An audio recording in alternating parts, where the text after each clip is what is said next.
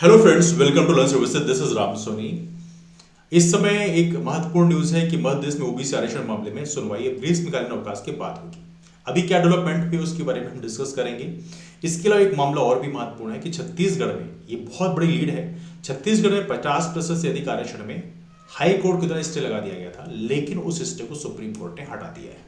मामला क्या है, वहां पर रिजर्वेशन हो गया था 58%, 58% SC ST OBC का रिजर्वेशन, और वहां पर बाद में हाईकोर्ट ने स्टे लगा दिया था उस रिजर्वेशन पॉलिसी पे, लेकिन सुप्रीम कोर्ट ने उस स्टे को हटा दिया है। आने वाले कल में एक नए चैप्टर की शुरुआत है, डिस्कस करेंगे इस मामले में। आइए डिस्कस करते हैं, शुरू करते हैं। दो स्लाइड यहाँ बनाई, दोनों हैं, दोनों में लगभग एक कंटेंट है। हाँ, ये जरूर इन्फॉर्मेशन आपके लिए है कि क्या होता है, बहुत सारे आईटी सेल्स वाले होते हैं तो वो वीडियो डाउन करा देते हैं, तो प्रयास करना वीडियो को लास्ट तक देख लेना, तो एटलीस्ट जितने लोगों तक पहुंचे वो प्रॉपर तरीके से पहुंचे, है ना। तो आइए डिस्कशन की शुरुआत करते हैं, इसको थोड़ा जूम कर लेते हैं।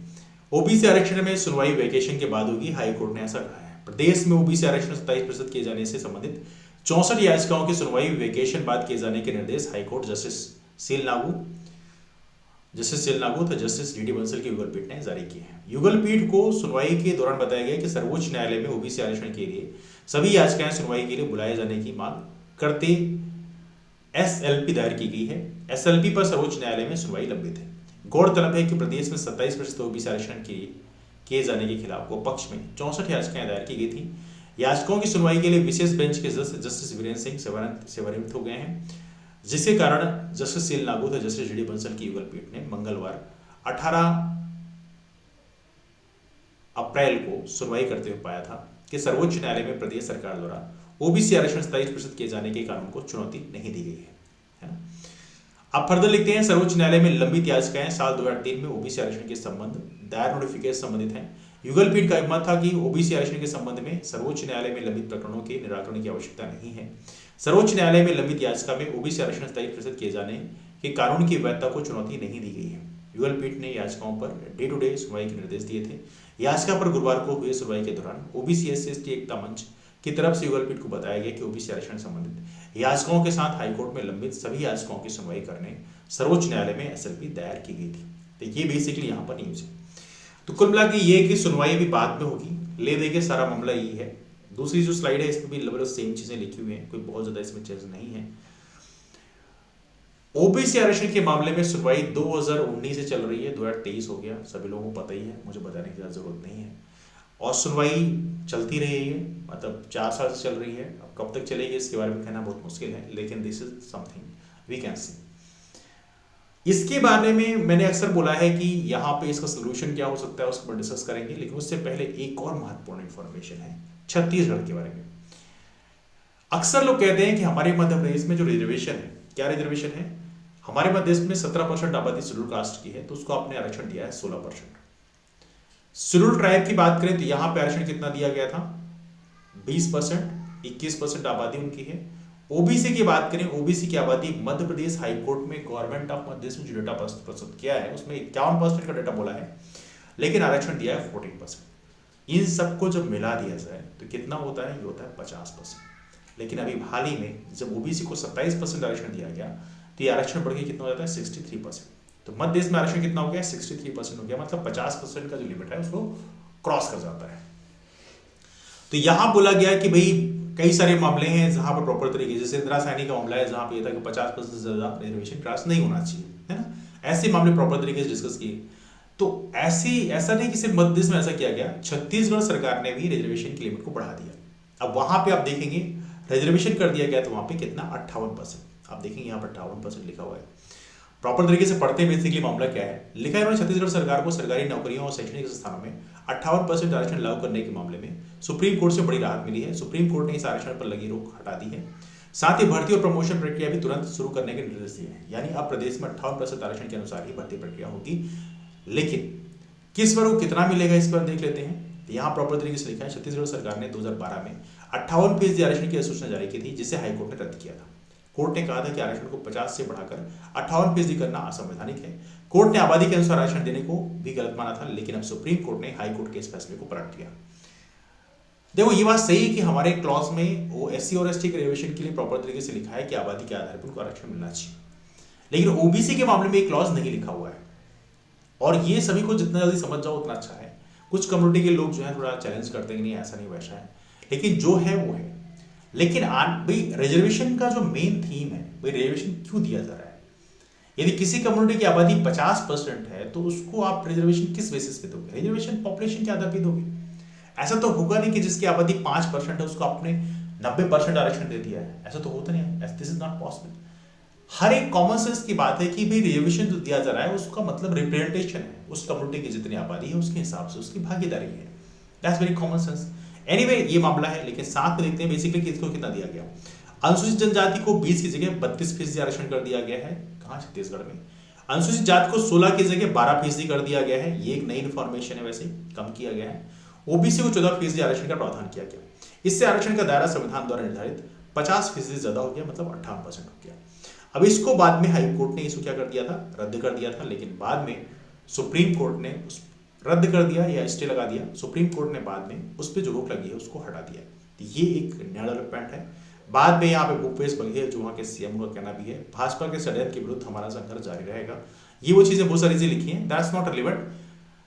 नो, अब मामला ये है कि हमारे लिए क्या सोल्यूशन हो सकता है। तो मध्य प्रदेश में देखा तो जो हाई कोर्ट में डेटा प्रस्तुत किया गया है मध्य सरकार के द्वारा कि हमारे पास 51% आबादी हमारे मध्य प्रदेश में ओबीसी की है। अब वो कहाँ से डेटा लेके आए हैं ये तो वही बताएंगे, because I don't have the idea about that. हमारे मध्य प्रदेश में यदि बात करें ओबीसी की आबादी का जो क्लियर कट डेटा है, वो प्रेजेंट डेटा तो होगा नहीं, नया डेटा तो है नहीं, क्योंकि लास्ट में 1931 में 1931 में अंग्रेजों के टाइम में कास्ट सेंसस कराया गया था।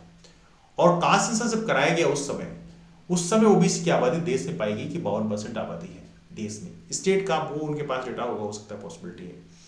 अब देखो, बाद में उसी सेंसस का आधार बनाकर मंडल कमीशन ने अपनी रिपोर्ट सबमिट की। मंडल कमीशन ने ओबीसी के रिजर्वेशन की सिफारिश की, बहुत सारी चीजें हुई। लेकिन असल में देखा जाए तो 2011 में वापस से कास्ट सेंसस कराया गया जिसमें ओबीसी की जनगणना की गई कि ओबीसी की आबादी कितनी है।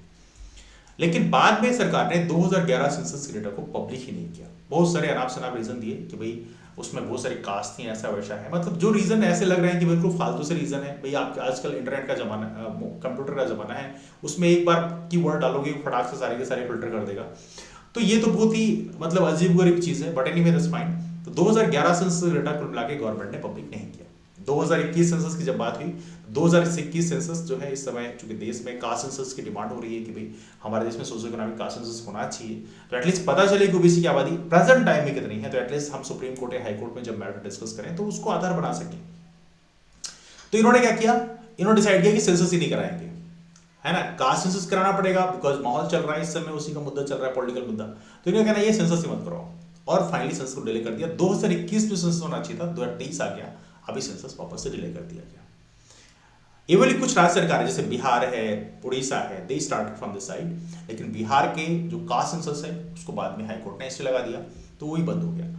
बिकॉज आपको पता होना चाहिए हमारा जो शेड्यूल है उसमें प्रॉपर 7 शेड्यूल है, उसमें प्रॉपर तरीके से लिखा है यूनियन लिस्ट, स्टेट लिस्ट और कंकरेंट लिस्ट के बारे में।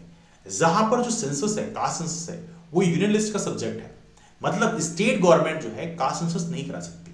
हालांकि बाद में बिहार के जो सीएम हैं, मतलब डिप्टी सीएम, उनका कहना यह था कि भाई हम लोग सेंसस नहीं करा रहे थे, हम लोग जनगणना नहीं बल्कि गणना करा रहे थे, जैसे कि हम बाकी सब्सिडीज वगैरह बेनिफिट दे सकें। This is something he said. लेकिन असल में देखा यदि कास्ट सेंसस कराना है तो केंद्र सरकार के पाले की बात है और केंद्र सरकार को ही कराना पड़ेगा, है ना। हालांकि 2014 में जब इनकी सरकार बनी थी तो उन्होंने ये प्रॉमिस दे के बनाई थी कि भाई हम लोग कास्ट सेंसस कराएंगे, बट बेसिकली अब 2023 आ गया, ऑलमोस्ट टाइम इनका खत्म होने को 9 साल तो हो गए हैं, लेकिन उन्होंने कास्ट सेंसस कराया नहीं है। तो कुल मिला के बात यह है कि ले देखे कि यहाँ पर बीजेपी सरकार के द्वारा फिलहाल ओबीसी के रिजर्वेशन को बढ़ाने की बहुत ज्यादा प्रयास किए नहीं जाएंगे।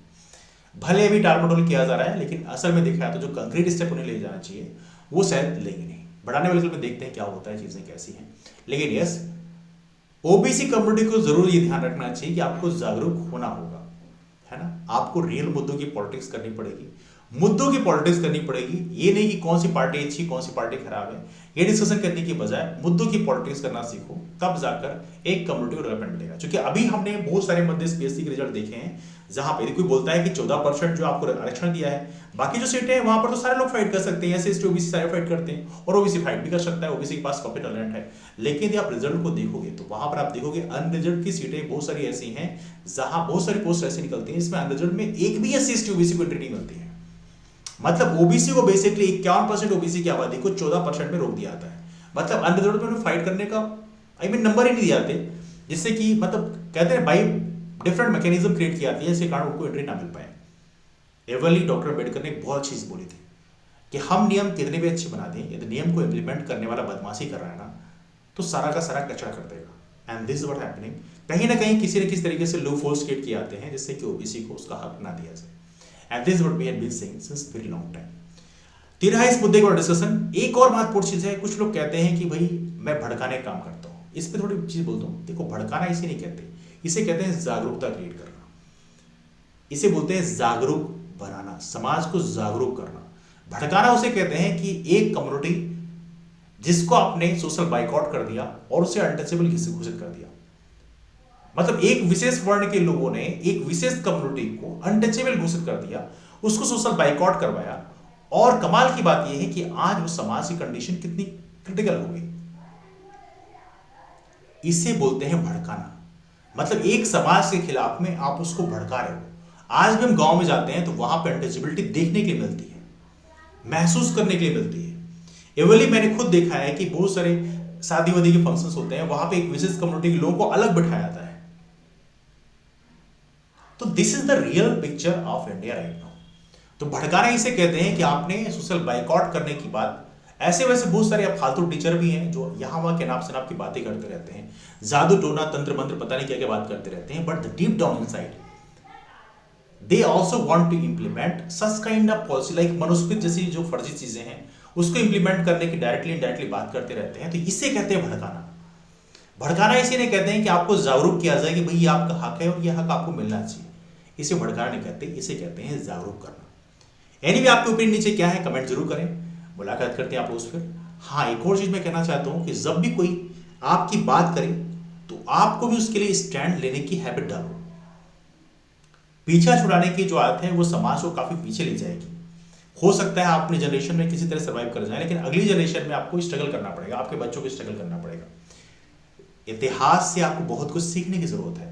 इतिहास सिर्फ याद करने या रटने वाली चीज नहीं होती, इतिहास से बहुत कुछ सीखना होता है हमें कि इतिहास में जो चीजें हुई हैं उसको रिपीट यदि आप नहीं करना चाहते तो आपको भी कुछ स्टेप लेने पड़ेंगे। इसलिए कहते हैं कि आप भी यदि कोई आपकी बात करता है तो आप भी उसके लिए स्टैंड लेना सीखो। चलो मुलाकात करते हैं फिर। आपके ओपिनियन जरूर नीचे कमेंट करके बताओ। मुलाकात करते हैं फिर, तब तक के लिए bye, take care, have a wonderful day, keep up.